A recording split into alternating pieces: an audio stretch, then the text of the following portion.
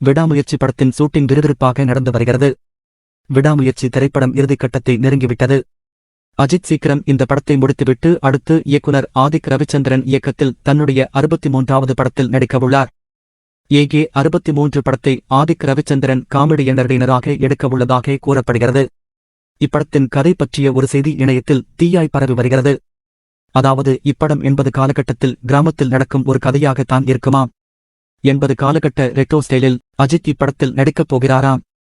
ஆதிக்கின் முந்தைய படமான Mark Antony கூட இது போன்ற ரெட்ரோ கால கதையாகத்தான் இருந்தது. ஏகே 63 படத்தில் அஜித்துக்கு வில்லனாக எஸ்.ஜே. சூர்யா நடிக்கலாம் என தகவல்கள் தெரிவிக்கின்றன. இந்நிலையில் தற்போது ஏகே 63 படத்தில் நடிக்க நடிகர் நடிகைகள் தேர்வு நடந்து வருகிறது. அஜித்துக்கு ஜோடியாக இந்த படத்தில் யாரை நடிக்க வைப்பது என ஹீரோயினை சல்லடை போட்டு தேடிக்கொண்டிருக்கின்றனர்.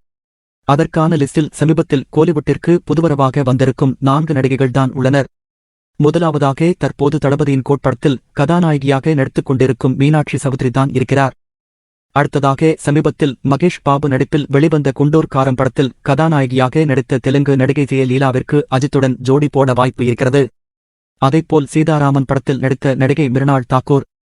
ஹிந்தி நடிகையான இவர் தெலுங்கிலும் இப்போது தமிழிலும் ரவுண்டு கட்டி நடித்துக் கொண்டிருக்கிறார். இவரும் அஜித்தின் 63வது படத்தில் ஹீரோயினாக நடிப்பதற்கு அதிக வாய்ப்பு இருக்கிறது.